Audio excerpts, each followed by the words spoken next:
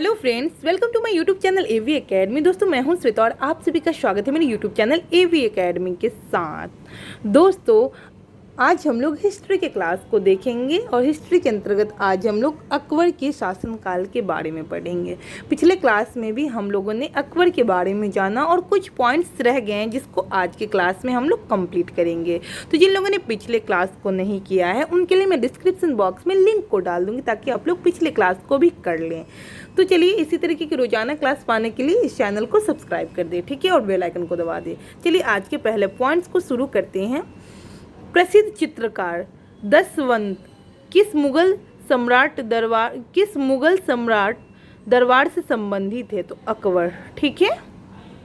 चलिए आगे देखते हैं। जबता प्रणाली किस मुगल शासक द्वारा आरंभ की गई? तो जबता प्रणाली अकबर द्वारा आरंभ की गई थी, ठीक है।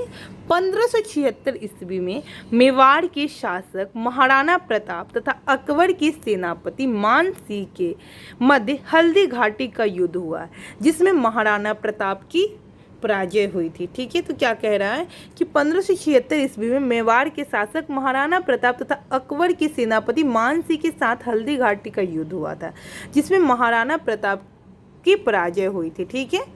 वर्ष 1601 में अकबर के अंतिम सैन्य अभियान कहाँ पर किया? ठीक है, तो असीरगढ़ का किला खानदेश में, ठीक है। आगे देखते हैं। अकबर ने किस प्रसिद्ध चित्रकार को सीरी कलम की उपाधि प्रदान की? तो अब्दुल सम्मद, ठीक है। चलिए, बीरबल के बचपन का नाम क्या था? तो महेश दास था। बीरबल के बचपन का नाम महेश दास था। ग्वालियर में स्थित गुजरी महल किसके द्वारा बनवाया गया? तो मान सिंह के द्वारा ग्वालियर में स्थित गुजरी महल को बनवाया गया, मान सिंह के द्वारा, ठीक है। आगे देखते हैं हम लोग। नेक्स्ट है, अकबर के दरबार में आने वाला प्रथम अंग्रेज कौन था? तो राल्फ फिंच है जो अकबर के दरबार में आने वाला प्रथम अंग्रेज था। अकबर ने जरी कलम की उपाधि किसे प्रदान की थी? तो मोहम्मद हुसैन को अकबर ने जरी कलम की उपाधि प्रदान की थी। किसको जरी कलम की उपाधि प्रदान की थी? तो मोहम्मद हुसैन को, ठीक है। नेक्स्ट देखते हैं हम लोग।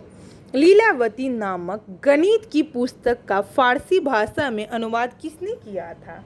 तो फैजी ने लीलावती नामक गणित की पुस्तक का अनुवाद जो किया था, फैजी ने, फारसी भाषा में, ठीक है। नेक्स्ट पॉइंट्स देखते हैं हम लोग। ईस्ट इंडिया कंपनी की स्थापना के समय भारत का शासक कौन था? तो अकबर। ईस्ट इंडिया कंपनी की स्थापना के समय भारत का शासक जो अकबर था, ठीक है। अबुल फजल की हत्या किसके द्वारा करवाई गई थी? तो जहांगीर के द्वारा। अबुल फजल की हत्या जो जहांगीर के द्वारा करवाई गई थी, ठीक है। आगे देखते हैं। नेक्स्ट पॉइंट से हमारा वर्ष 1582 ईस्वी में टोडरमल को कौन सा पद दिया गया था? तो दीवान अशरफ, ठीक है। दीवान अशरफ का पद किसे दिया गया था? तो टोडरमल को दिया गया था। कब दिया गया था? तो 1582 ईस्वी में। अकबर की प्रमुख विजय को देखते हैं। तो पानीपत का द्वितीय युद्ध जो कि 1556 ईस्वी में लड़ा गया था। दूसरा है गोंडवाना विजय जो कि 1564 ईस्वी में लड़ा गया। चित्तौड़ विजय 1568 ईस्वी में लड़ा गया। और मरवाड़ विजय जो कि 1570 ईस्वी, और हल्दी घाटी का युद्ध 1576 ईस्वी। असीरगढ़ा का युद्ध 1601 ईस्वी। कभी कभी इसका ईस्वी भी पूछ देता है, जैसे कि पूछ देगा हल्दी घाटी का युद्ध कब हुआ था। तो आपको ध्यान रखना है 1576 ईस्वी में हल्दी घाटी की युद्ध हुई थी। इस तरीके से ध्यान रखिएगा कौन सा युद्ध कब हुआ, और इन सभी युद्धों में अकबर विजय हुए थे, ठीक है। तो हम लोग अकबर की विजय देख ली कि किस किस युद्ध में ये विजय की। चलिए, अब अकबर के नवरत्न को देखते हैं। ऐसे में अकबर की नवरत्न से रिलेटेड ट्रिकी वीडियो अपने चैनल पे प्रोवाइड करवा चुकी हूँ, तो जिन लोगों ने वह नहीं देखा है वो जाकर के देख ले, आप लोगों को आसानी से याद हो जाएगा। चलिए, ऐसे इसको एक बार डिटेल्स में पढ़ लेते हैं। अकबर की नवरत्न। बीरबल कवि प्रिय, ठीक है। नवरत्नों में से सबसे बुद्धिमान माना जाता था।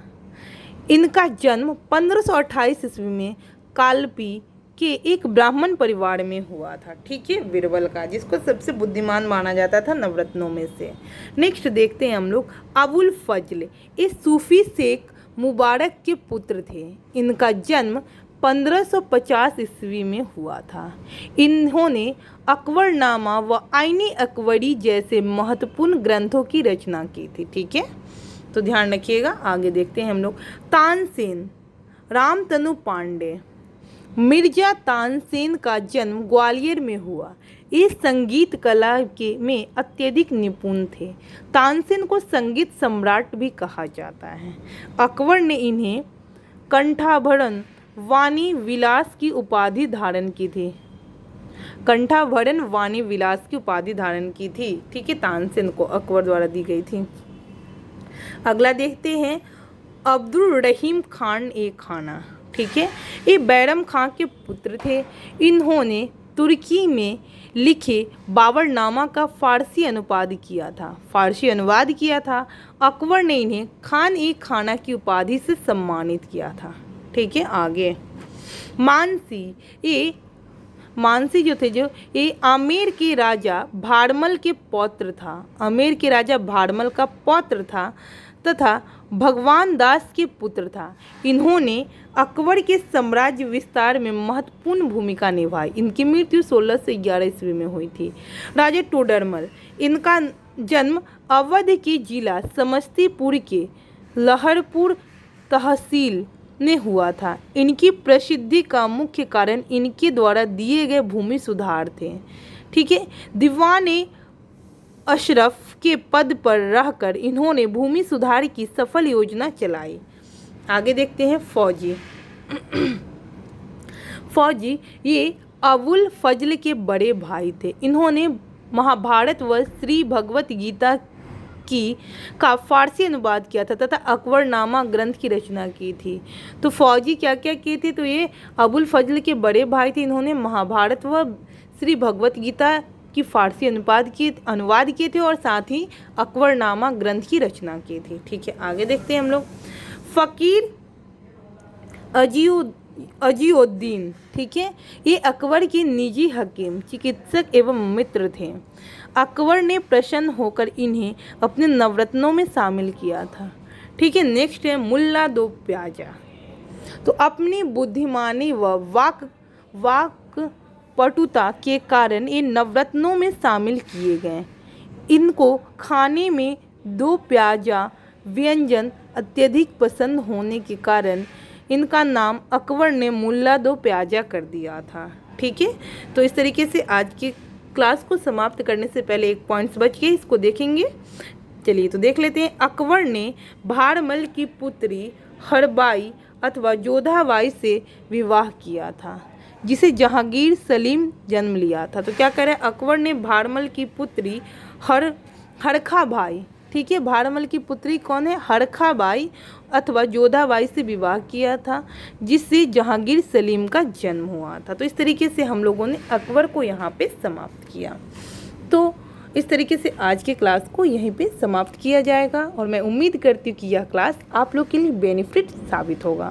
तो इसी तरीके से रोजाना क्लास पाने के लिए हमारे यूट्यूब चैनल AV Academy को सब्सक्राइब करें, लाइक करें, शेयर करें, ज़्यादा से ज़्यादा दोस्तों में शेयर करें ताकि इस क्लास का लाभ और लोग भी ले सकें और आपका और हमारा यह चैनल आगे ग्रोथ कर सके। Thanks for watching my video.